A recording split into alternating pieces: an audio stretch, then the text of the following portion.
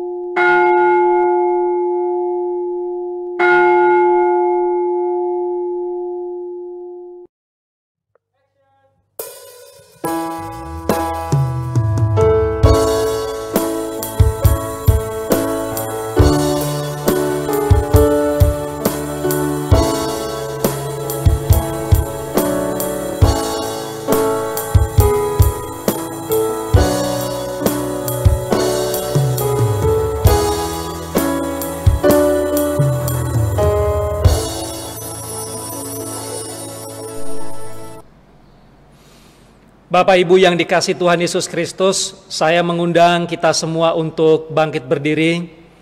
Kita akan bersama-sama menyatakan hormat dan pengagungan kita melalui ibadah, dan marilah kita datang kepadanya.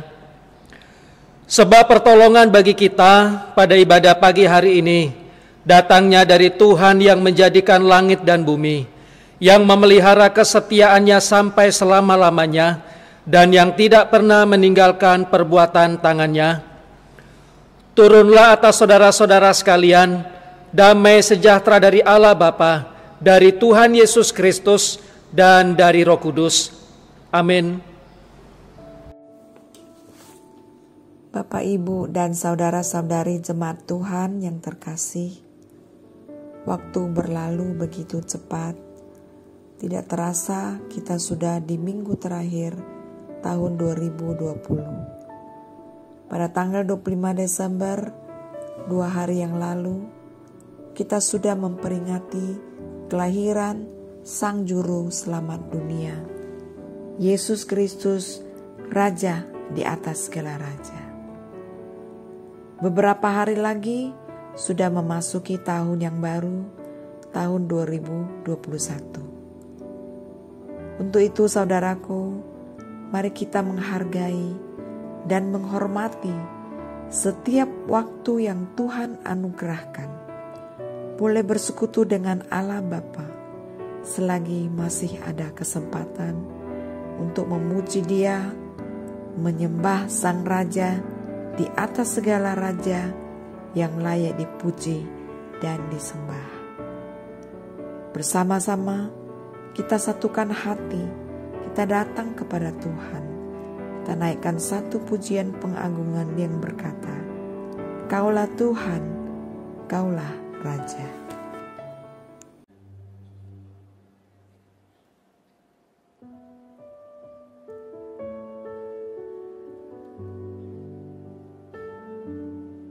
Kami sungguh mengasihi Engkau Tuhan. Kaulah Tuhan kami, Kaulah Raja kami. Yesus, Engkau yang lain. Terima segala pujian, hormat, sembah kami. Terima kasih Tuhan. Kaulah Tuhanku, Kaulah Rajaku, Kau yang termulia di bumi dan di surga. Kaulah Tuhanku, Kaulah Rajaku, Kau yang termulia di bumi dan di Katakan ku sembah Kau Tuhan, ku sembah Kau Tuhan, ku puji, ku muliakan nama-Mu. Ku sembah Kau Tuhan, ku sembah Kau Tuhan, ku puji, ku muliakan nama-Mu. Kaulah Tuhan, Kaulah Tuhanku, Kaulah Rajaku, Kaulah Rajaku. Kau Dia termulia di bumi dan di surga. Satu kali lagi katakan, Kaulah Tuhanku, Kaulah Rajaku. Kau yang termulia di bumi dan di surga. Segenap hatimu katakan, ku sembah Kau Tuhan, ku sembah Kau Tuhan, ku puji, ku muliakan nama-Mu. Ku sembah Kau Tuhan, ku sembah Kau Tuhan, ku puji, ku muliakan nama-Mu. Ku sembah Kau Tuhan, ku sembah Kau Tuhan, ku puji, ku muliakan nama-Mu. Ku sembah Kau Tuhan, ku sembah Kau Tuhan, ku puji, ku muliakan nama-Mu. Ku sembah Kau Tuhan, ku sembah Kau Tuhan, ku puji, ku muliakan nama-Mu. Ku sembah Kau Tuhan, ku sembah Kau Tuhan, ku puji, ku muliakan nama-Mu. Mari bangkit berdiri bersama, katakan, ku sembah Kau Tuhan, ku sembah Kau Tuhan, ku puji, ku muliakan nama-Mu. Ku sembah Kau Tuhan, ku sembah Kau Tuhan, ku puji, ku muliakan nama-Mu. Ku sembah Kau Tuhan, ku sembah Kau Tuhan, ku puji, ku muliakan nama-Mu. Ku sembah Kau Tuhan, ku sembah Kau Tuhan, ku puji, ku muliakan nama-Mu. Ku puji, ku puji, ku muliakan nama-Mu. Ku puji, ku muliakan nama-Mu. Jemaat yang diberkati oleh Tuhan, mari sejenak kita renungkan sepanjang tahun 2020 ini, bagaimana Tuhan menyertai, menopang, dan menguatkan kita melewati saat-saat pandemi yang masih belum berakhir. Hingga saat ini kita masih dalam keadaan baik, boleh bersekutu lagi kepada Tuhan. Bukankah itu semua kemurahan Tuhan? Mari saudara jemaat Tuhan, Saat ini kita naikkan ucapan syukur kita secara pribadi kepada Tuhan atas kebaikan-kebaikannya yang terjadi dalam kehidupan kita, pribadi lepas pribadi, baik kebutuhan secara jasmani dan rohani terpenuhi dengan baik di dalam pengasihan Tuhan. Lalu dengan rendah hati dan sejujur-jujurnya kita datang kepada Tuhan. Kita mohon berkat pengampunan dosa yang melanggar perintah-Nya. Di hadapan Tuhan semuanya transparan. Tidak ada yang bisa kita sembunyikan dari hadapan-Nya. Untuk itu saudaraku, mari kita berdoa secara pribadi. Kita mohon berkat pengampunan Tuhan, supaya kita dilayakkan menikmati hadirat-Nya yang kudus.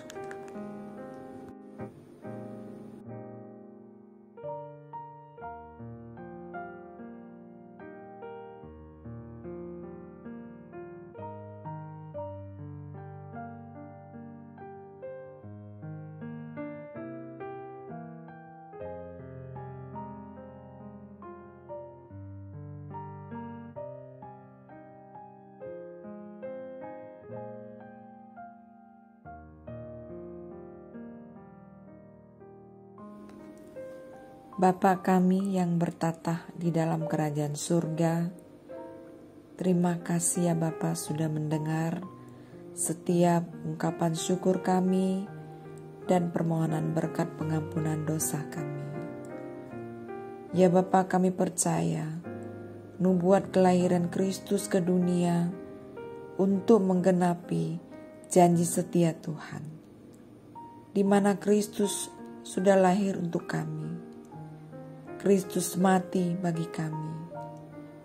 Demikian juga kebangkitannya juga hanya untuk kami, umat yang berdosa, yang hina ini. Namun boleh dilayakkan hanya oleh karena kasih karunia Tuhan. Ya Bapa, saat ini kami bersatu hati. Kami sudah siap memuji, menyembah dan mendengarkan sabda-Mu. Anugerahkan kepada kami hikmat yang bersumber daripada-Mu. Biarlah kebenaran firman Tuhan yang hidup boleh menerangi perjalanan hidup kami sampai kami mendapatkan mahkota kehidupan kami. Berkatilah dan urapilah hamba-Mu, Bapak Pendeta Farid Yohanes, yang akan menyampaikan isi hati-Mu Tuhan kepada kami. Inilah doa kami ya Bapa, sempurnakan di dalam nama Yesus yang sudah bangkit atas maut bagi kami. Haleluya. Amin. Dengarlah berita anugerah untuk kita semua. Kepada semua orang yang mengaku dosanya dengan sungguh-sungguh dan menyesal karena telah menempuh jalan demikian. Sebagai hamba Kristus, saya memberitakan kepada saudara sekalian bahwa pengampunan dosa telah berlangsung dalam nama Bapa dan Anak dan Roh Kudus. Jemaat dipersilakan duduk kembali. Jemaat yang dikasihi Tuhan, Alkitab menceritakan bahwa pada saat 3 orang Majus datang dari timur, melihat sebuah bintang yang dikenal sebagai bintang Natal.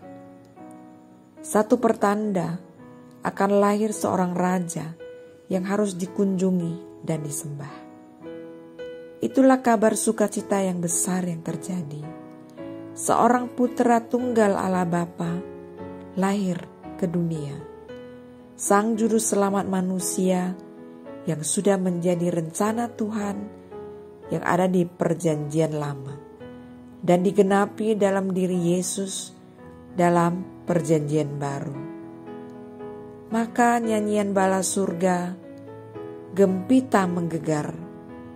Kabar sukacita telah lahir bagimu dan bagiku, seorang bayi Yesus namanya, yang diberi julukan Immanuel, yang artinya Allah menyertai manusia. Luar biasa bukan? Untuk itu, kabar sukacita harus disiarkan kemana saja. Bahkan siarkan di gunung, di bukit, dan di mana saja tentang lahirnya Al-Masih. Mari kita ungkapkan kabar sukacita ini lewat pujian yang berkata, "Hai, siarkan di gunung."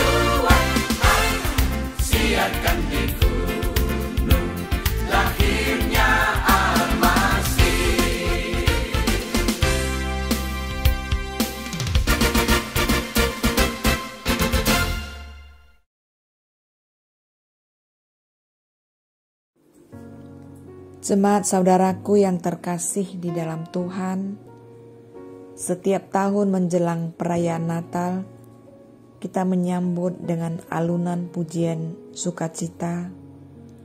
Pohon Natal berhiaskan pernak-pernik dekorasi, kelap-kelip lampu yang menarik, dekorasi pondok-pondok Natal, bahkan berbusana baru, serta hidangan makanan menu yang khusus di dalam keluarga.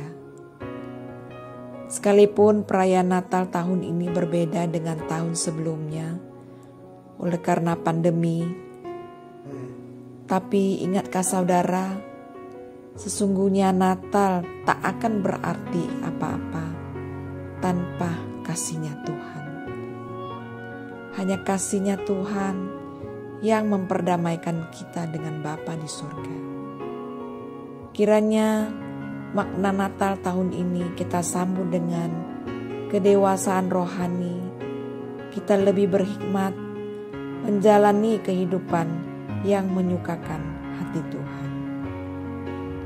Mari bersama-sama kita nyanyikan lagu pujian yang berkata, Natal di hatiku.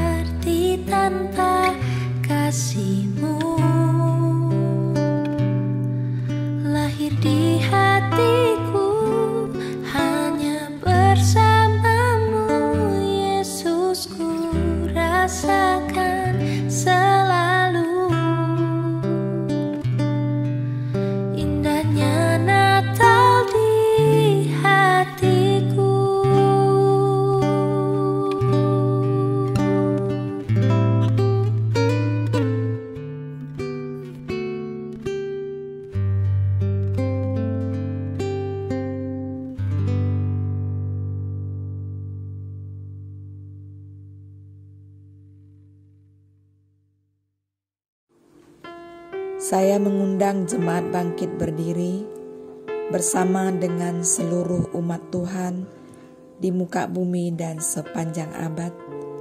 Mari kita mengikrarkan iman kepercayaan kita. Pengakuan iman rasuli. Aku percaya kepada Allah, Bapa yang Maha Kuasa, Khalik langit dan bumi, dan kepada Yesus Kristus, Anak-Nya yang tunggal Tuhan kita, yang dikandung daripada Roh Kudus, lahir dari anak darah Maria, yang menderita sengsara di bawah pemerintahan Pontius Pilatus, disalibkan, mati dan dikuburkan, turun ke dalam kerajaan maut. Pada hari yang ketiga, bangkit pula dari antara orang mati, naik ke surga, duduk di sebelah kanan Allah, Bapa yang Maha Kuasa. Dan dari sana Ia akan datang untuk menghakimi orang yang hidup dan yang mati. Aku percaya kepada Roh Kudus, gereja yang kudus dan am, persekutuan orang kudus, pengampunan dosa, kebangkitan tubuh, dan hidup yang kekal. Amin. Jemaat dipersilakan duduk kembali. Jemaat sahabat firman Tuhan, kita yang berbahagia saat ini akan diberkati lagi dengan berkat rohani. Mari kita siapkan bejana hati kita menerima sabda Tuhan. Kita akan mengangkat satu pujian yang berkata, "Sampai memutih rambutku."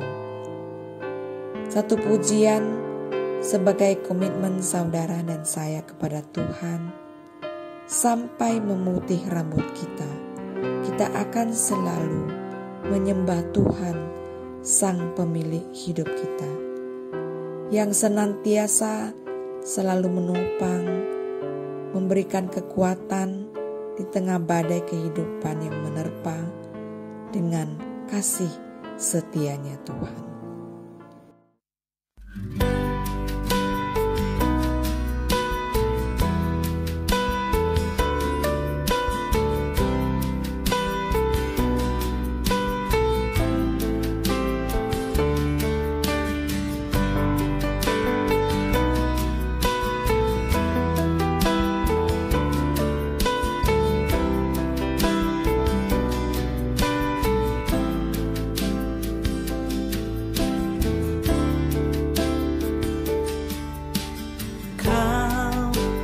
Selalu hadir saat aku rindukanmu.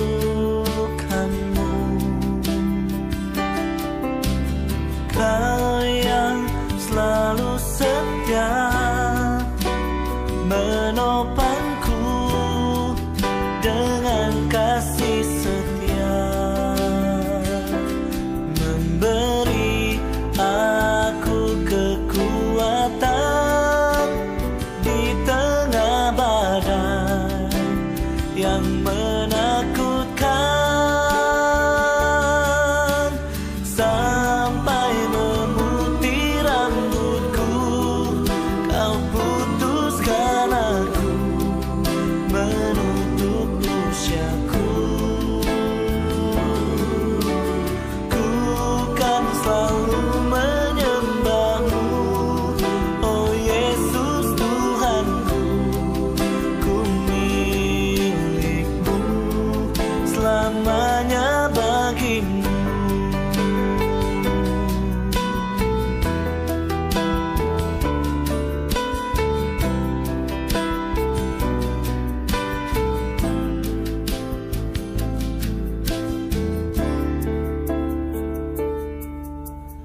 Kau selalu hadir saat aku rindukanmu.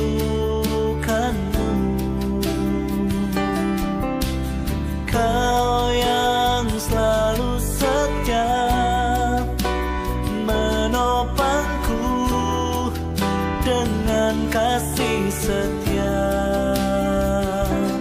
memberi aku kekuatan di tengah badai yang menakutkan, sampai memutih rambutku, kau putuskan aku, menutup usiaku. Ku kan selalu menyembahmu, oh Yesus Tuhanku, ku milikmu, selamanya bagimu.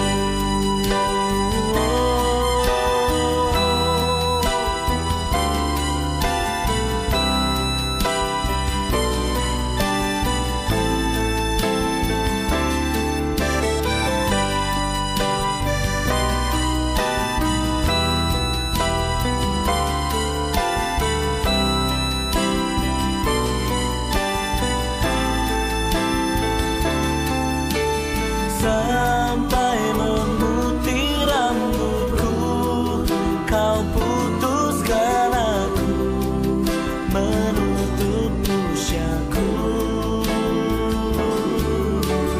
Ku kan selalu menyembahmu, oh Yesus Tuhanku, ku milikmu. Oh, sampai memutih rambutku, kau putuskan aku, menutup usiaku. Ku kan selalu menyembahmu, oh Yesus Tuhanku, ku milikmu, selamanya bagimu.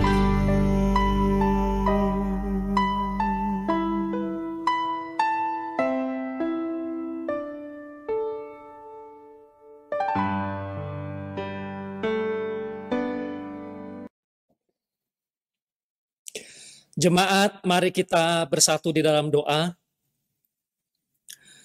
Bapa di sorga, kami menyerahkan untuk waktu jam pemberitaan firman Tuhan. Kiranya Engkau bermurah hati untuk memberkati kami, sehingga ketika kami bersama-sama bersekutu dan juga duduk diam untuk kami belajar akan sabda kebenaran firman-Mu, kami akan ditolong untuk kami boleh memahami apa yang menjadi kehendak Tuhan, supaya hikmat Tuhan itu yang memimpin dan juga menuntun kami. Kami berwaspada, kami berhati-hati di dalam menjalani kehidupan kekristenan kami. Oleh karena di dalam perjalanan kehidupan kami sadar bahwa si jahat tidak pernah lalai, tidak pernah putus asa, dan ia tidak pernah terlelap dan tidak pernah tertidur untuk berjuang dan berupaya, sehingga kami jatuh di dalam dosa. Karena itu biarlah di dalam kebenaran firman Tuhan yang akan kami dengar bersama, kami boleh mengetahui apa yang perlu kami lakukan, sehingga hikmat Tuhan membawa kami kepada sebuah kesadaran bahwa kami harus berjuang di dalam dosa seksual, sehingga kami tidak jatuh di dalam dosa seksual, dan juga kami boleh dengan tepat menggenapi rancangan Tuhan berkaitan dengan seksual. Terima kasih, ini doa dan permohonan kami, berkat-Mu atas hamba-Mu, dan berkat-Mu atas seluruh jemaat-Mu. Di dalam nama Tuhan Yesus Kristus kami berdoa dan memohon. Amin. Bapak, Ibu, Saudara, jemaat yang dikasihi Tuhan kita Yesus Kristus, pagi hari ini kita akan melanjutkan bagian dari pembahasan tentang hikmat, yaitu di dalam Amsalnya pasalnya yang kelima, di dalam ayatnya yang pertama sampai dengan ayatnya yang ke-14. Amsalnya pasalnya yang kelima, ayat 1 sampai dengan ayatnya yang ke-14. Tetapi kita akan membaca dalam bagian pertama di dalam ayat 1 dan dalam ayatnya yang kedua. Dan selanjutnya di dalam bagian-bagian yang lain kita akan sambil berjalan untuk membaca dan juga merenungkannya. Nasihat mengenai persinahan. Hai anakku, perhatikanlah hikmatku. Arahkanlah telingamu kepada kepandaian yang kuajarkan. supaya engkau berpegang pada kebijaksanaan dan bibirmu memelihara pengetahuan. Tema kita pada saat pagi hari ini adalah pentingnya hikmat di dalam mengalahkan dosa seksual. Pentingnya hikmat di dalam mengalahkan dosa seksual. Jemaat yang dikasihi Tuhan, kita seringkali mendengar ada 3 sarana efektif yang dipakai oleh si jahat untuk membuat orang Kristen jatuh di dalam dosa yang kemudian dikenal dengan 3 ta, yaitu harta, tahta, dan wanita atau pria. Atau dengan kata lain, si jahat dia efektif untuk menggunakan 3 sarana, yaitu uang atau kepemilikan, yang kedua jabatan, yang ketiga adalah seks. Nah saudara, penyalahgunaan dan juga penyimpangan seksualitas itu adalah menjadi salah satu senjata yang efektif yang dipakai dan juga digunakan oleh si jahat untuk menjatuhkan orang-orang percaya. Saudara, ada beberapa peristiwa yang mungkin kita ketahui, yang mungkin kita dengar, yang mungkin juga kita lihat. Tetapi juga bersama-sama kita tahu bahwa di dalam Alkitab pun juga di sana tercatat tentang kisah dan juga peristiwa bagaimana orang-orang jatuh di dalam dosa seksualitas. Kalau kita baca di dalam Perjanjian Lama ada kisah tentang Sodom dan Gomora yang kemudian dihukum Tuhan atas kebejatan akan daerah itu. Kita juga membaca dan juga mengetahui tentang kejatuhan dosa seks berkaitan dengan kehidupan Daud dan juga penyimpangan seksual yang dilakukan oleh anak-anak Daud. Nah, Bapak Ibu Saudara jemaat yang dikasihi Tuhan, dari sejak purbakala, dari sejak dahulu kala sampai hari ini dan juga sampai masa yang akan datang pun tentang keberadaan dunia yang masih dikuasai oleh si jahat, bahwa penyalahgunaan seksualitas, penyimpangan terhadap seks, dan juga dosa seks adalah menjadi salah satu sarana efektif yang tetap dipakai dan juga digunakan oleh si jahat, digunakan oleh kuasa si jahat untuk menjatuhkan setiap manusia dan secara khusus orang-orang percaya. Saudara, saat ini ada begitu banyak bentuk-bentuk dosa seksual, ada persinahan, ada persundalan, ada incest, ada homoseksual dan juga lesbi, dan juga operasi ganti kelamin. Dan di tengah-tengah perkembangan dunia ini, penyimpangan dosa seksual bukan lagi menjadi sesuatu yang tabu. Penyimpangan dosa seksual bukan menjadi lagi sesuatu yang ditutup-tutupi. Kita tahu bahwa ada beberapa negara yang kemudian mengesahkan adanya pemberkatan gereja pasangan sejenis. Saya tidak tahu itu gereja apa, yang jelas bukan gereja yang takut akan Tuhan. Dan juga ada berita viral di Indonesia di mana ada seorang public figure yang secara terang-terangan dia mengatakan bahwa dia adalah penyuka sesama jenis. Saudara, dan juga ada orang-orang yang dengan tidak malu juga dia mengatakan bahwa dia pun juga sudah berganti identitas. Dari yang pria kemudian menjadi wanita dan dikatakan saya adalah wanita tulen. Oleh karena saya sudah melakukan operasi ganti kelamin. Ini Tuhan salah di dalam menetapkan dan juga menghadirkan saya di tengah-tengah dunia ini. Saya jiwanya perempuan tetapi terkungkung di dalam bentuk jasmani fisik seorang laki-laki. Saudara, jelas ini adalah dosa. Dan penyimpangan dosa berkaitan dengan penyalahgunaan seksual itu tetap akan berkelanjutan oleh karena menjadi salah satu sarana yang digunakan oleh si jahat untuk menjerat, untuk memanipulasi, dan juga menipu setiap orang. Nah saudara, kita akan belajar bersama-sama di dalam Amsal pasalnya yang kelima tentang cara mengalahkan dosa seksual. Bahwa kita harus dituntun oleh hikmat Tuhan. Bahwa kita harus dikuasai oleh hikmat Tuhan. Bahwa kita harus tunduk berdasarkan hikmat Tuhan, supaya kita sebagai orang-orang Kristen mampu dan bisa di dalam kekuatan ilahi, di dalam kemampuan yang Allah anugerahkan, di dalam Allah Roh Kudus yang ada pada kita, untuk mengalahkan dosa seksual. Nah saudara, di dalam bagian Amsal pasalnya yang kelima, ayat 1 sampai dengan ayatnya yang ke-14, Salomo memberikan 2 nasihat kepada anak-anaknya, kepada para pendengarnya, dan juga kepada kita. Bahwa ada 2 hal yang perlu untuk dipahami oleh orang Kristen, yang perlu untuk dengan serius dilihat dan juga secara serius untuk diamati, yang secara serius untuk dipahami, dan itu menjadi panggilan dan juga pandangan hidup supaya setiap orang percaya tidak jatuh di dalam dosa seksual. Nah saudara, di dalam ayatnya yang ketiga sampai dengan ayatnya yang kelima, yaitu adalah cara mengalahkan dosa seksual, bentengi pikiran dengan kebenaran hikmat Allah. Bentengi pikiran dengan kebenaran hikmat Allah. Saya akan membacakan ayat 3 sampai dengan ayatnya yang kelima. Karena bibir perempuan jalang menitikkan tetesan madu, dan langit-langit mulutnya lebih licin daripada minyak. Tetapi kemudian ia pahit seperti empedu dan tajam seperti pedang bermata 2. Kakinya turun menuju maut, langkahnya menuju dunia orang mati. Saudara, Salomo memberikan satu penegasan dan juga pemahaman bahwa orang percaya dan juga umat Tuhan haruslah tahu tentang strategi yang dilakukan oleh si jahat, yang kemudian digambarkan seperti seorang perempuan jalang, yang digambarkan seperti perempuan sundal, di mana ia menitikkan tetesan madu dan juga langit-langit mulutnya lebih licin daripada minyak. Bibir perempuan jalang digambarkan adalah perkataan yang manis, perkataan yang menggoda, bujuk rayu yang menyenangkan, dan semuanya adalah penampakan palsu untuk memperdaya.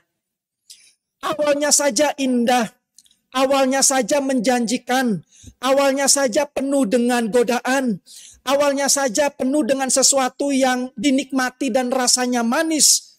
Tetapi di dalam ayatnya yang keempat, tetapi kemudian ia pahit seperti empedu. Nah Bapak Ibu Saudara, jemaat yang dikasihi Tuhan kita Yesus Kristus,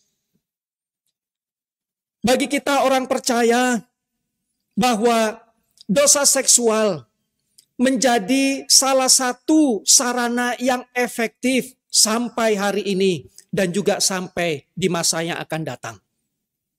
Karena itu orang Kristen harus membentengi pikiran dengan kebenaran hikmat ilahi untuk mengetahui strategi yang dilakukan oleh si jahat melalui godaan, melalui cobaan, melalui tawaran-tawaran yang manis, yang menggoda, yang membujuk rayu, tetapi kemudian dia akan pahit seperti empedu.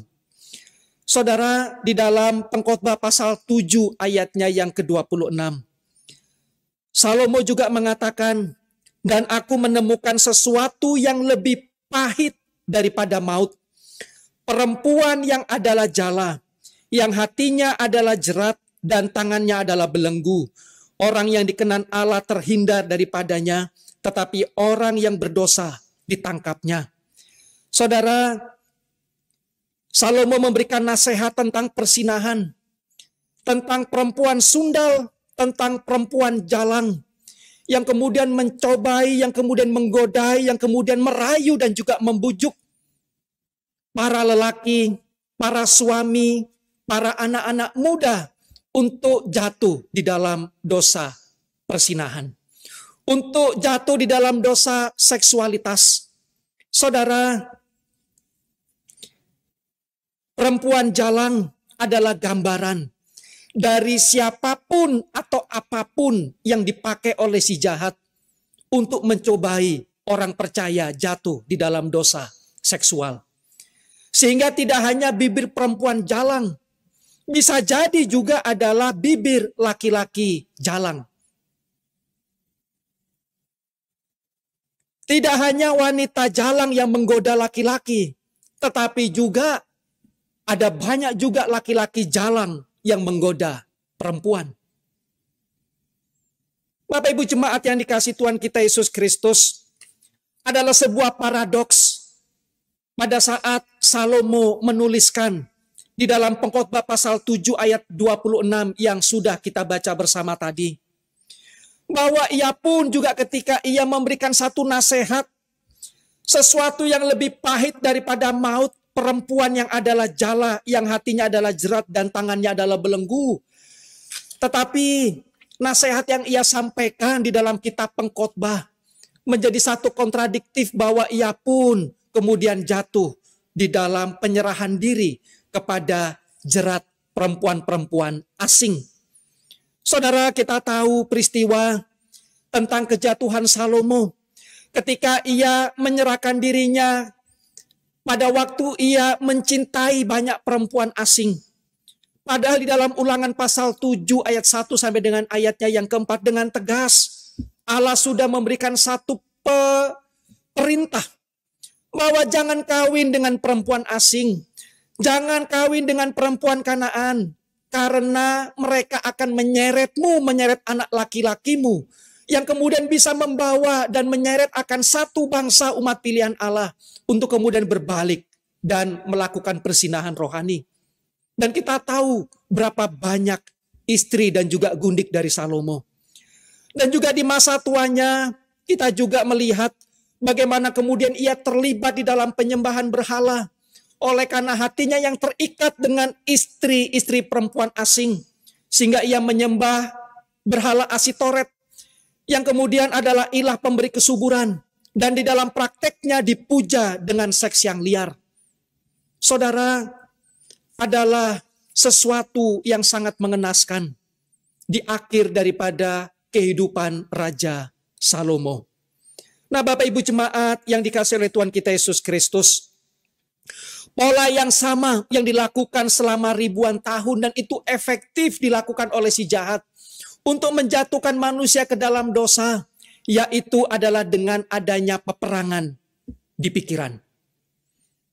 Saudara, kisah tentang Adam dan Hawa di dalam Kejadian pasal 3, di dalam ayatnya yang ke-6, perempuan itu melihat bahwa buah pohon itu baik untuk dimakan dan sedap kelihatannya, bahwa buah pohon itu baik. Lagi pula pohon itu menarik hati karena memberi pengertian. Lalu ia mengambil dari buahnya dan dimakannya dan diberikannya juga kepada suaminya yang bersama-sama dengan dia dan suaminya pun memakannya. Ada terjadi peperangan di dalam pikiran Hawa. Ketika ada interaksi, ketika ada komunikasi, lalu kemudian si jahat, si iblis ia menanamkan pikiran-pikiran yang seolah-olah benar dan seolah-olah bahwa Allah salah. Dan di dalam peperangan itulah, di dalam pikiran Hawa, kemudian ketika ia melihat bahwa buah itu baik untuk dimakan dan menarik hatinya karena memberi pengertian, maka diambillah buah itu. Saudara, iblis melakukan satu pola yang sama, yaitu diawali dengan peperangan di pikiran.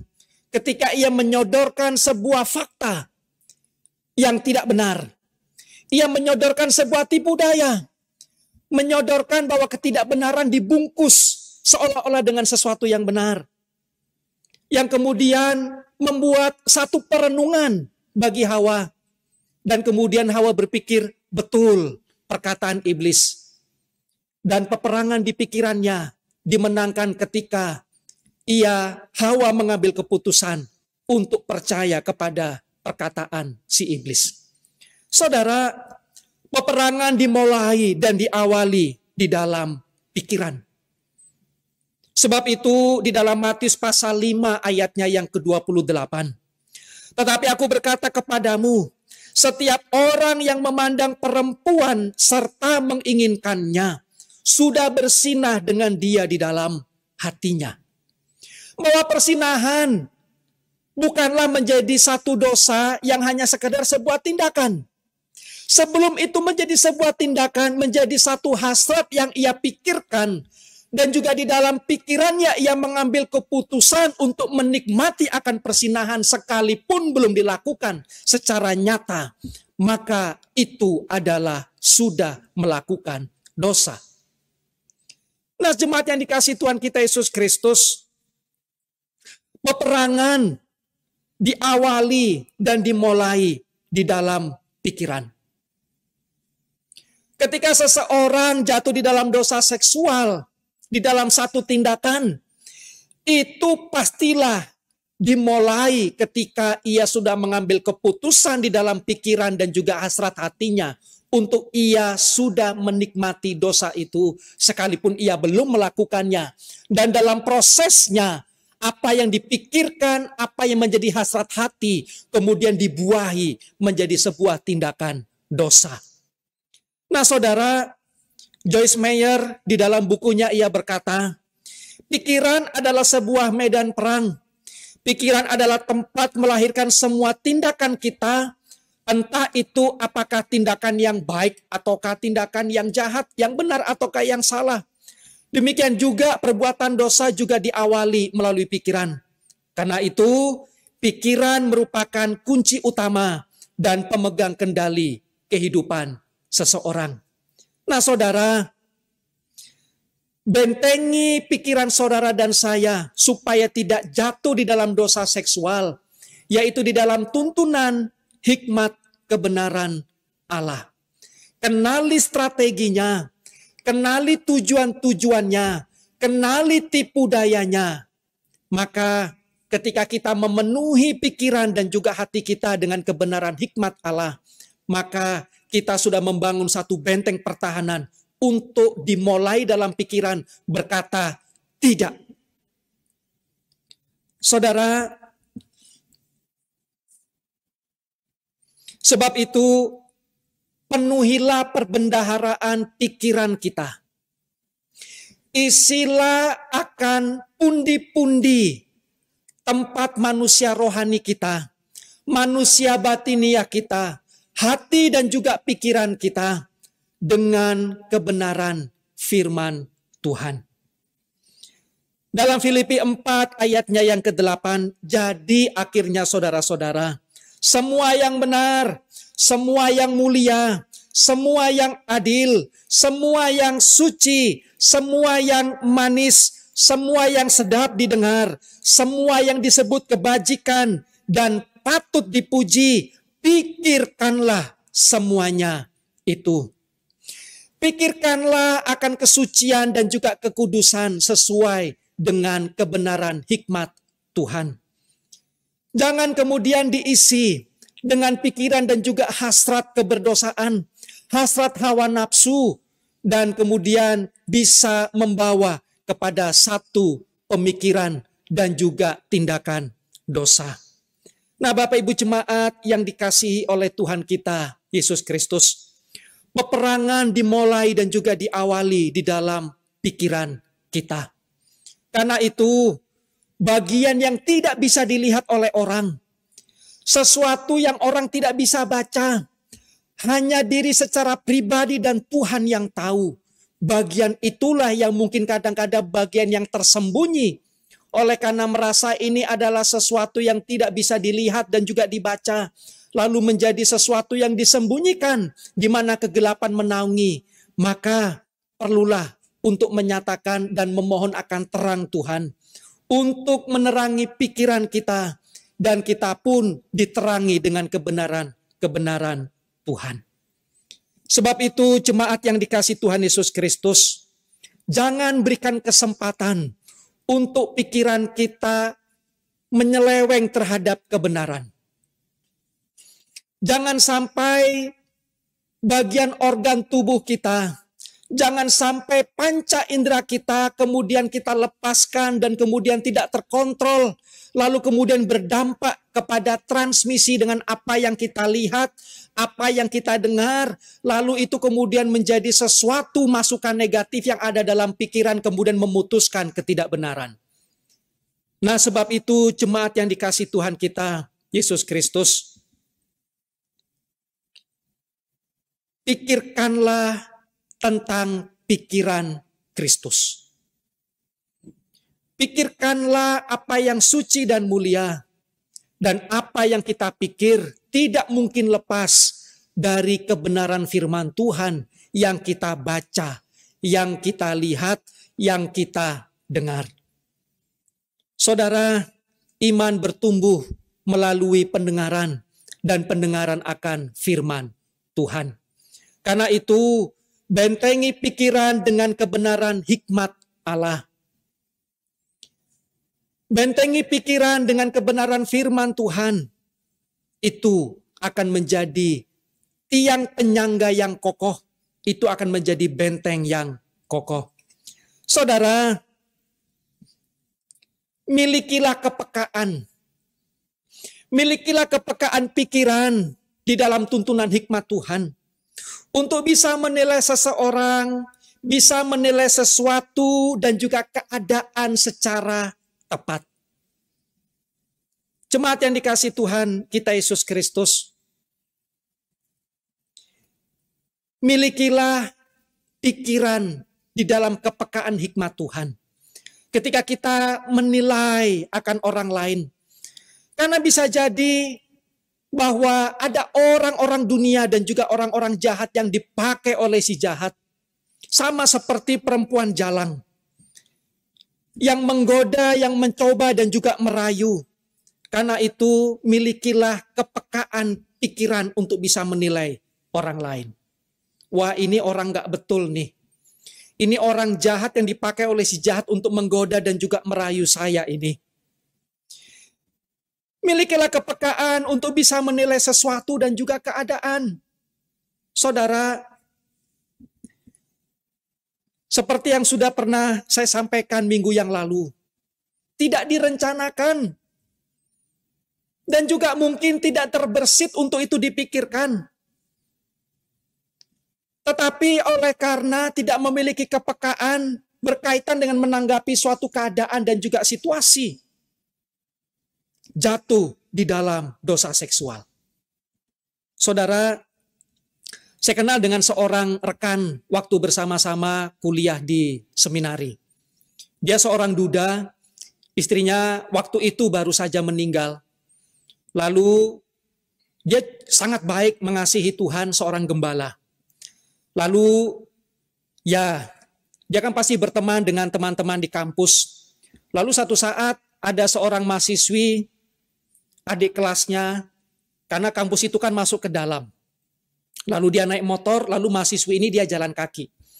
Lalu mahasiswi ini ya dia minta numpang untuk bersama-sama dibonceng untuk pergi ke kampus. Tapi hamba Tuhan ini dia berkata bahwa tidak.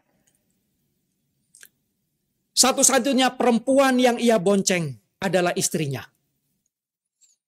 Lalu mahasiswa ini berkata, loh saya kan kamu anggap sebagai adik toh?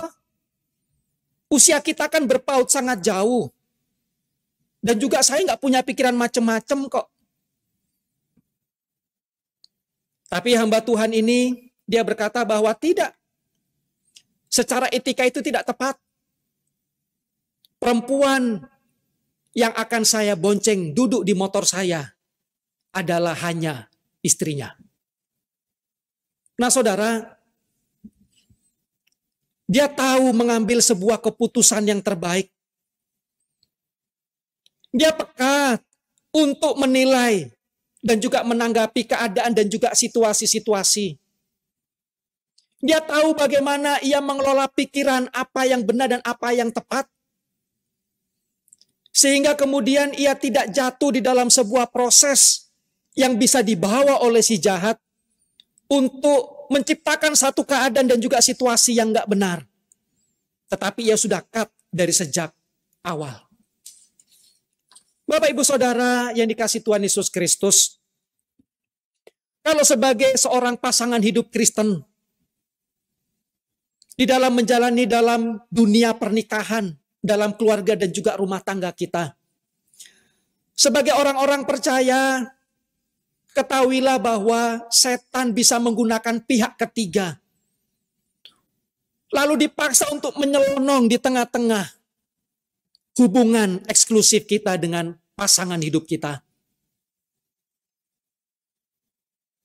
Saudara, saya melihat ada beberapa peristiwa yang dialami oleh keluarga-keluarga Kristen. Ketika hadirnya pihak yang ketiga, ketika hadirnya berbagi cinta, dosa seksual, bukan oleh karena sebuah perencanaan, tetapi oleh karena ketidakpekaan terhadap menanggapi satu keadaan. Saudara, kalau kemudian ada pihak ketiga yang kemudian berkata dan mengungkapkan cinta, tetapi pada waktu yang sama menghancurkan rumah tangga, percayalah itu bukan cinta. Itu penipu.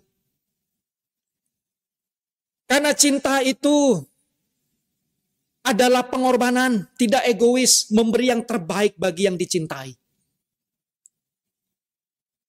Percayalah bahwa perempuan jalang, laki-laki jalang, yang kemudian berupaya untuk masuk di tengah-tengah kehidupan, persekutuan eksklusif atas berkat pernikahan, itu bukanlah cinta. Itu bukanlah pribadi yang mencintai. Itu adalah karya si jahat yang menghancurkan dan melululantakkan kehidupan keluarga-keluarga Kristen. Ia tidak mencintaimu. Ia mencintai hartamu. Ia mencintai kepunyaanmu. Ia mencintai milikmu. Ia mencintai kecakapanmu. Ia mencintai kecantikanmu atau kegagahanmu. Tetapi percayalah, ia tidak mencintai dirimu oleh karena ia menghancurkan hidupmu. Saudara, peka terhadap tuntunan pikiran hikmat Tuhan dan diawali dengan kepekaan untuk memutuskan ketika itu terbersit dan ada di dalam medan peperangan pikiran kita. Saudara, jadilah pribadi di mana orang lain juga memikirkan Kristus ketika berinteraksi dengan kita. Perempuan jalang, laki-laki jalang akan mengarahkan kita untuk memikirkan si jahat dan juga tindakan-tindakan jahat dan juga kenikmatan jahat yang membawa kepada maut.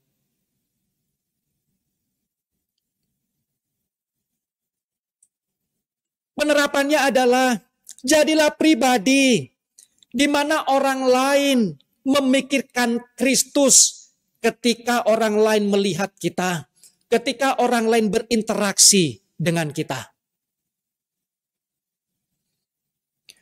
Kalau di sana adalah perempuan sundal, perempuan jalang, perempuan penggoda, termasuk laki-laki jalang, laki-laki sundal, laki-laki penggoda. Biarlah kita menjadi pribadi-pribadi yang kemudian mengarahkan orang lain untuk melihat Kristus di dalam hidup kebenaran kita. Melalui cara berpakaian kita.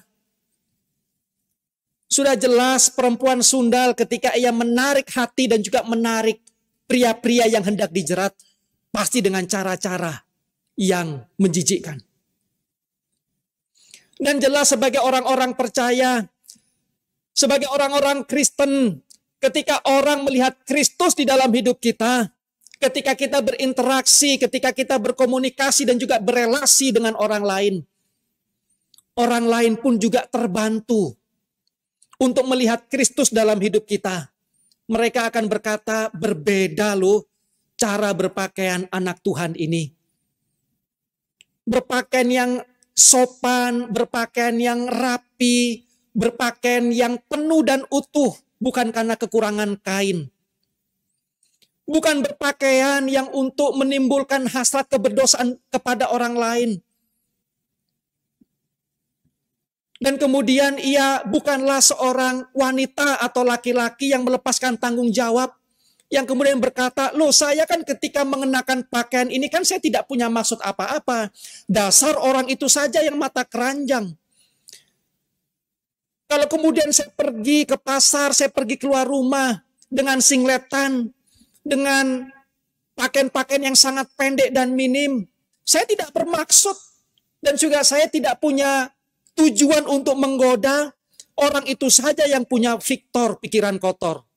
Orang Kristen yang tahu bagaimana ia menjadikan Kristus sebagai pribadi yang terpancar dalam hidupnya. Ia tahu tanggung jawabnya. Memikirkan Kristus dengan cara berbicara,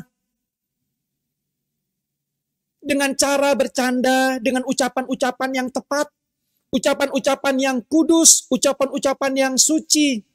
Bukanlah candaan-candaan yang kemudian mengarahkan kepada sesuatu yang tidak bermakna, kepada sesuatu yang jorok, kepada sesuatu yang menghantar pikiran kepada ketidakbenaran. Dan juga kepada satu pikiran dan juga bayangan tentang seks yang tidak tepat dan tidak benar, dan bukan pada sesuatu yang tepat pada tempatnya. Saudara, kadang-kadang bisa jadi itu adalah sebuah candaan. Saya ada dalam satu grup alumni STT. Ya memang dalam grup itu semuanya hamba Tuhan. Tidak ada jemaat di sana, semuanya hamba Tuhan. Jadi ya terbuka tentang situasi yang terjadi di jemaat. Tapi juga kadang-kadang keterbukaan dengan candaan yang tidak tepat. Ya dengan satu lelucon, dengan joke, tetapi mengarah kepada sesuatu yang gak benar. Ya mungkin sih bisa jadi, nah ini kan kita kumpulan hamba Tuhan. Tetapi itu juga tidak membangun, tidak memiliki dampak dan juga faedah terhadap ucapan-ucapan. Ya kita semua sudah tahulah, kita semua sudah berkeluarga, kita sudah tahu, tetapi itu bukan sesuatu yang patut untuk dijadikan sebagai sebuah candaan. Nah saudara, jadilah pribadi di mana orang lain memikirkan Kristus ketika berinteraksi dengan bagaimana cara hidup kita. Supaya orang lain pun juga tertolong dalam pikiran mereka untuk mereka melihat kekudusan dan juga kesucian Kristus melalui kekudusan dan juga kesucian hidup kita. Yang kedua, cara untuk mengalahkan dosa seksual di dalam pimpinan hikmat Tuhan adalah yang pertama, bentengi pikiran dengan kebenaran hikmat Allah. Dan yang kedua adalah bentengi tindakan dengan menjauhi potensi dosa. Bentengi tindakan dengan menjauhi potensi dosa. Di dalam ayatnya yang ke-7 dan ayatnya yang ke-8. Sebab itu, hai anak-anak, dengarkanlah aku. Janganlah kamu menyimpang daripada perkataan mulutku. Jauhkanlah jalanmu daripada dia. Dan janganlah menghampiri pintu rumahnya. Bentengi tindakan dengan menjauhi potensi dosa seksual.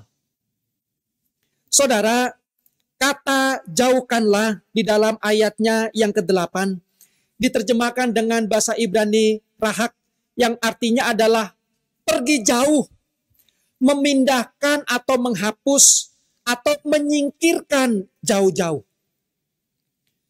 Bentuknya adalah hifil, artinya adalah sebuah ekspresi tindakan aktif yang dilakukan secara mandiri.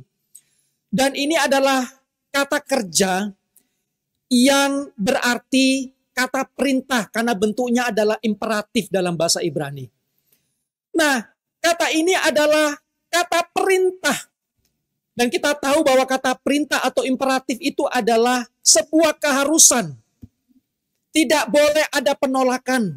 Satu kewajiban, sebuah tuntutan. Dan tidak ada satu upaya, tindakan atau sanggahan-sanggahan untuk tidak melakukannya. Wajib melakukannya, yaitu menjauhi potensi dosa seksual. Jauhkanlah jalanmu daripada dia. Jauhkanlah jalanmu daripada perempuan jalang itu. Oleh karena di dalam ayat 4 dan ayat yang kelima, oleh karena hidupnya adalah kemudian turun menuju maut, langkahnya menuju dunia orang mati. Ia tidak menempuh jalan kehidupan, jalannya sesat tanpa diketahuinya. Nah saudara, jauhilah potensi dosa seksual. Bapak Ibu jemaat yang dikasihi oleh Tuhan kita, Yesus Kristus, harus dijauhi, harus disingkirkan, harus dipindahkan. Kalau itu sebuah catatan, dihapus sampai bersih. Jangan ada bekas. Putus hubungan apapun dengan segala sesuatu yang membawa kepada potensi dosa seksual. Saudara, Salomo menegaskan, mengapa harus dijauhi? Kalau kita baca di dalam ayat 9 sampai dengan ayatnya yang ke-11, engkau harus menjauhi karena itu adalah satu keadaan yang sangat berbahaya dan juga menyedihkan. Sebab di dalam ayat yang ke-9, dosa seksual merusak nama baik. Ayat 9a, supaya engkau jangan menyerahkan keremajaanmu kepada orang lain. Di dalam versi King James, di sana dikatakan, janganlah engkau menyerahkan kehormatanmu. Engkau akan kehilangan kehormatanmu pada saat engkau memberi diri untuk jatuh di dalam jalan perempuan jalang. Ketika engkau jatuh dalam dosa seksual, engkau akan kehilangan kehormatan. Engkau akan kehilangan nama baik.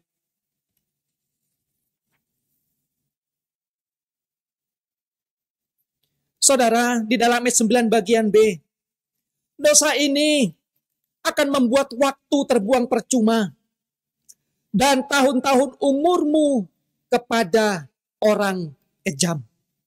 Engkau akan kehilangan masa usia yang indah yang seharusnya itu menjadi sesuatu yang bisa dinikmati di dalam berkat Tuhan. Di dalam satu kenikmatan seksual yang Tuhan ciptakan di dalam rumah tangga.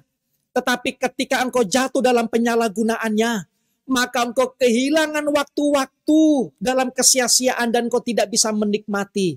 Dan tahun-tahunmu adalah penuh dengan ketidakbermaknaan. Oleh karena engkau menyerahkan hidupmu kepada orang yang kejam. Menyerahkan hidupmu kepada orang yang membuat engkau sakit. Menyerahkan hidupmu kepada pribadi yang kemudian mengikis akan damai sejahtera dan betul-betul kehilangan apa yang bermakna. Ayatnya yang ke-10, supaya orang lain jangan mengenyangkan diri dengan kekayaanmu. Dosa ini menghancurkan harta milik. Engkau akan kehilangan harta bendamu untuk dinikmati oleh perempuan bejat, oleh laki-laki sundal, oleh karena dosa di dalam seksual, oleh karena ketika engkau terikat di dalam dosa ini, dan engkau terikat di dalam dosa ini dengan orang lain, mereka akan menjadi perongrong hidupmu, termasuk di dalamnya adalah apa yang kau miliki. Sehingga pada akhirnya, dia sebetulnya mencari hartamu. Yang menjadi tujuan hidupnya adalah kepunyaanmu dan juga kepemilikanmu. Saudara, hasil susah payahmu selama bertahun-tahun habis dengan sekejap oleh karena adanya perempuan jalang di mana engkau menyerahkan diri kepada dosa seksual bersama dengannya. Saudara, beberapa waktu ini ada satu video viral tentang seorang bapak sopir truk pada saat ia membawa selingkuhannya di dalam truk itu. Lalu di tengah jalan malam hari itu, istrinya dengan anaknya berusaha untuk mencegat ayahnya bersama dengan selingkuhannya. Tetapi suami yang bersama dengan selingkuhan ini tidak mau untuk menyelesaikan. Dia lebih memberi hati kepada selingkuhannya. Lalu anaknya mencoba untuk menghentikan truknya. Dan tanpa disadari, ayahnya melindas anak perempuan remajanya sampai mati. Ditangkap polisi, dia kehilangan semuanya. Kehilangan pekerjaannya, kehilangan anaknya, kehilangan rumah tangganya, kehilangan bagian hidupnya, keharmonisannya hilang semua. Dan sekarang mempersiapkan diri untuk masuk ke penjara. Kenapa? Oleh karena kebodohan. Dosa seksual. Di dalam ayatnya yang ke-11, dosa ini merusak kesehatan, mempersingkat umur seseorang. Dan pada akhirnya engkau akan mengeluh kalau daging dan tubuhmu habis binasa. Bukankah ini menjadi satu rahasia umum? Bahwa dampak dari sisi medis dosa seksual juga mengarah kepada penyakit-penyakit penyimpangan seksual, bukan? Gonta-ganti pasangan, HIV/AIDS menjadi salah satu sarana di sana, dan juga banyak penyakit lain. Dan betapa ini menjadi satu dampak banyak orang yang mati muda oleh karena hal ini. Saudara, saya kenal dengan satu orang cukup dekat, sebetulnya lebih dekat dengan istri saya. Suami istri memiliki satu posisi yang sangat baik. Dalam keluarga Kristen yang sangat mengasihi Tuhan. Tetapi satu kesempatan, si suami, dia selingkuh. Melakukan satu tindakan keberdosaan di dalam dosa seksual. Lalu selingkuhannya meninggal lebih dulu oleh karena HIV. Kurang dari 5 tahun, pada saat suami ini juga ketularan, kemudian ia meninggal. Dan setelah suaminya meninggal, tidak lama kemudian istrinya pun juga meninggal. Saudara, kesempatan yang panjang yang Tuhan anugerahkan di dalam menikmati kebersamaan, di dalam keindahan, seks di tengah-tengah berkat bingkai pernikahan kudus. Ketika dirusakkan, ketika menghampiri dan tidak menjauhi potensi dosa, semuanya hancur, binasa. Saudara, mari bersama-sama kita akan lihat satu video animasi untuk memudahkan kita dan juga menolong kita untuk bisa memahami lebih jauh lagi.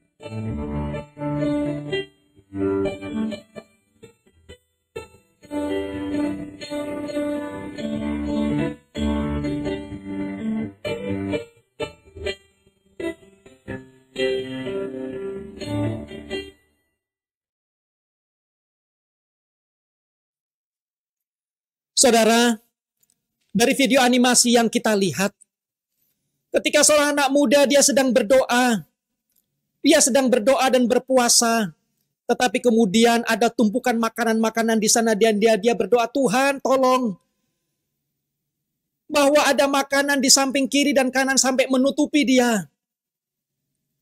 Saudara, harusnya dia jangan berdoa untuk Tuhan mengangkat makanan-makanan itu dalam ilustrasi itu. Tetapi Tuhan panggil dia, kamu keluar dari daerah situ. Kamu duduk di sini, jauh dari sana. Jangan kamu berdoa supaya itu diangkat daripadamu. Tetapi kamulah yang harus keluar dari situasi itu. Saudara, bukankah ini juga satu pemahaman dan juga pengertian bahwa menjauhi akan potensi dosa seksual adalah ketika kita yang berinisiatif untuk keluar dari keadaan dan juga situasi itu. Janganlah kemudian tetap ada pada situasi itu, lalu berharap situasi itu yang diangkat oleh Tuhan. Saudara, kata hifil atau makna hifil di dalam kata kerja di dalam ayatnya yang sudah kita baca, jauhkanlah. Itu adalah satu tindakan pribadi, inisiatif pribadi untuk mengerjakan dan juga melakukannya. Nah, jemaat yang dikasihi Tuhan, artinya adalah ketika saudara dan saya tahu bahwa ada satu keadaan yang tidak baik, ada satu situasi yang punya potensi, ada pribadi-pribadi yang kita tahu bahwa ini punya potensi untuk mendorong dan juga membuat kita jatuh dalam dosa, maka kitalah yang berinisiatif untuk mengasingkan diri.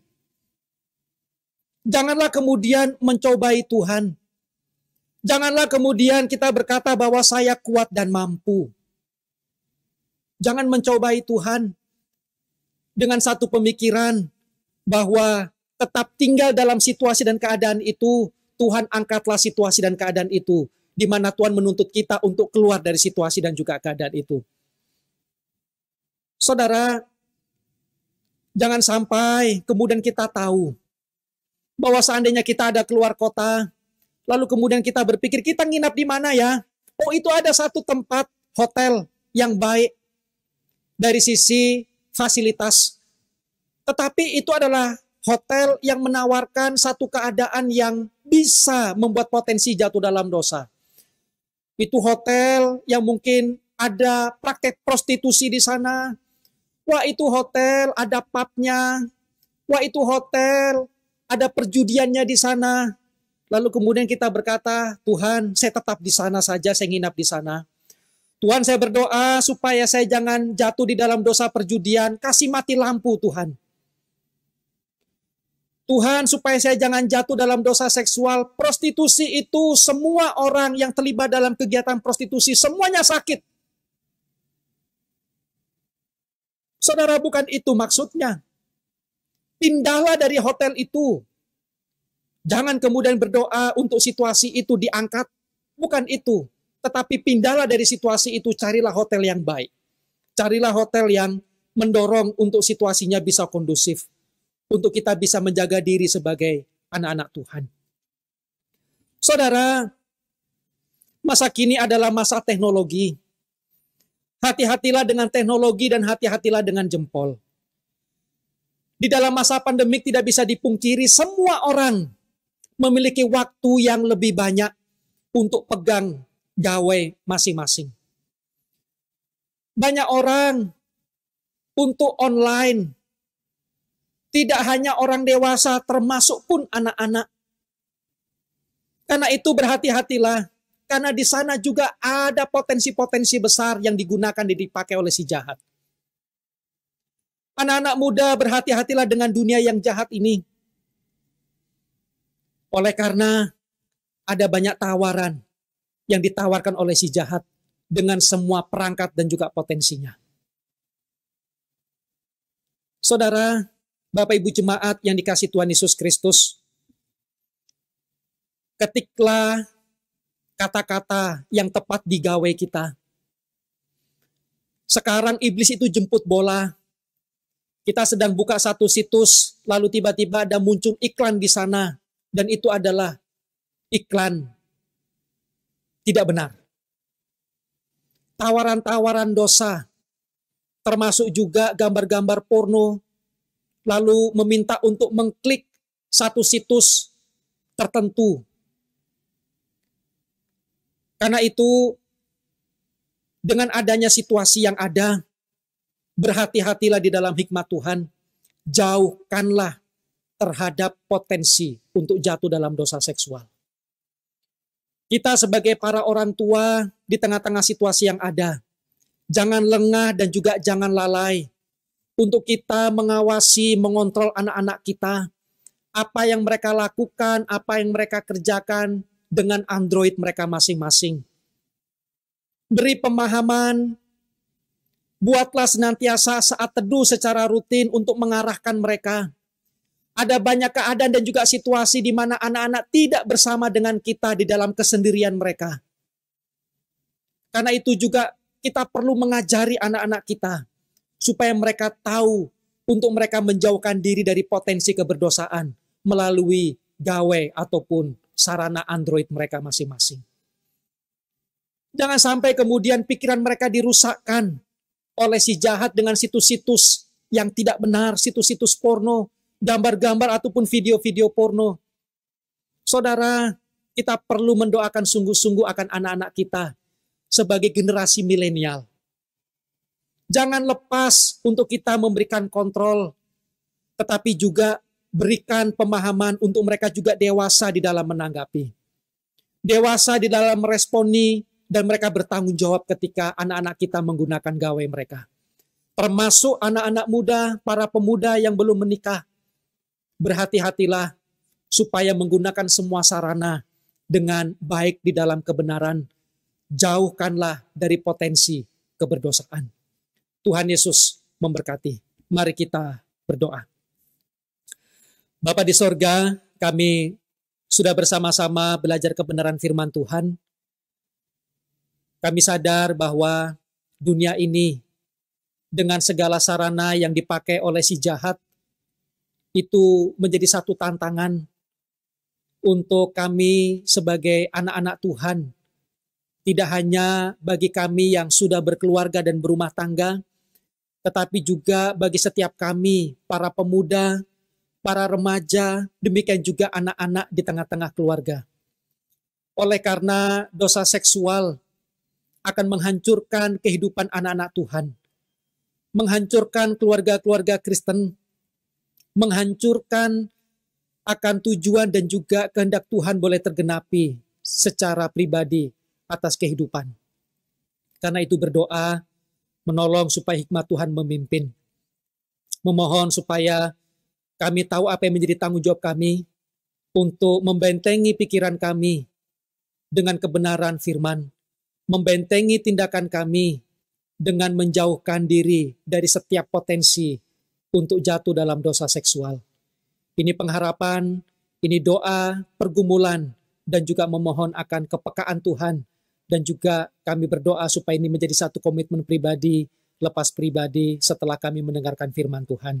Terima kasih. Bapa di sorga, kami berdoa, menyerahkan kehidupan jemaat Tuhan, mengucap syukur untuk Saudari Meti Duma yang Tuhan izinkan untuk Tuhan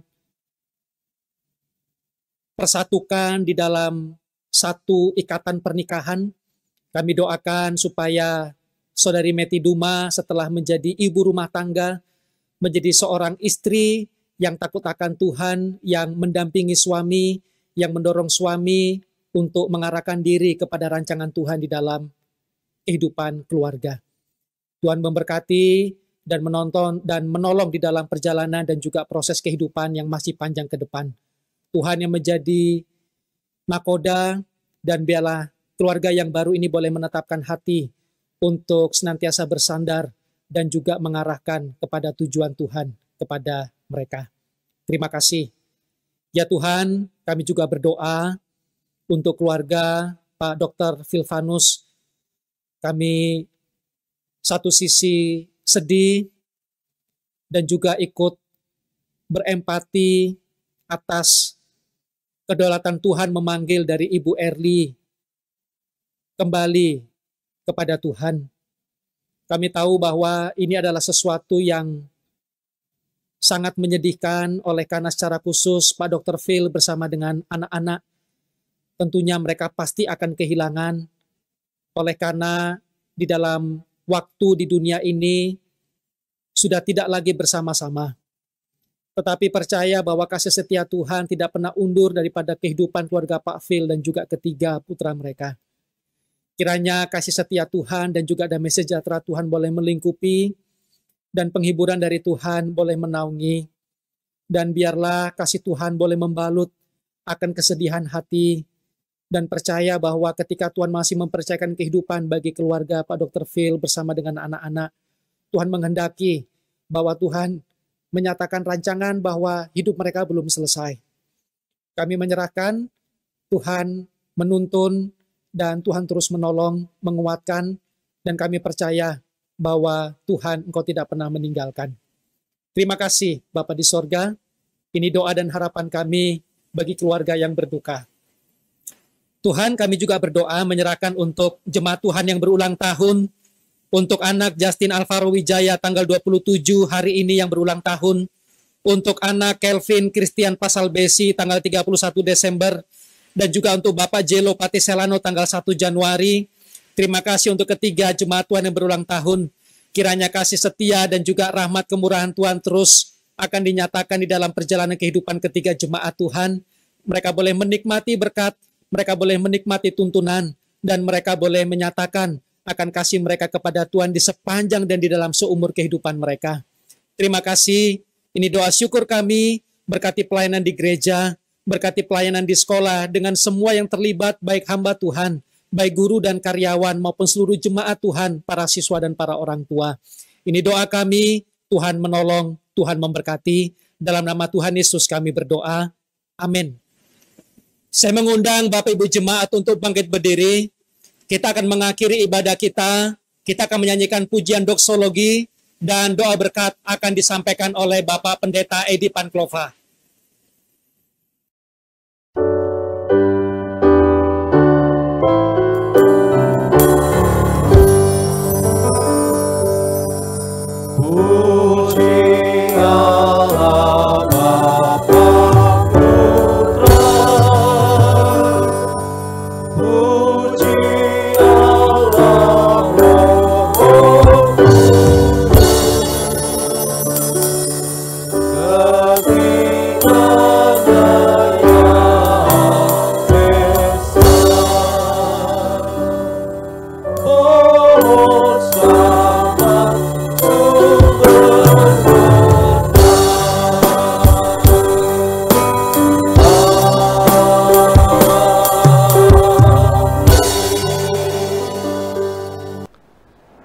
Jemaat, engkau telah beribadah kepada Tuhan. Kebenaran firman Tuhan telah disampaikan kepadamu. Hidupilah firman Tuhan dalam kehidupanmu hari lepas hari, dan sekarang arahkanlah hatimu kepada Tuhan, dan dengan iman yang teguh terimalah berkat Tuhan. Kiranya Tuhan menjawab engkau pada waktu kesesakan. Kiranya nama Allah membentengi engkau. Kiranya dikirimkannya pertolongan kepadamu dari tempat kudusnya.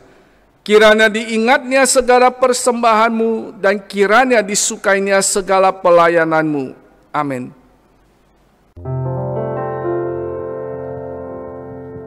Amin.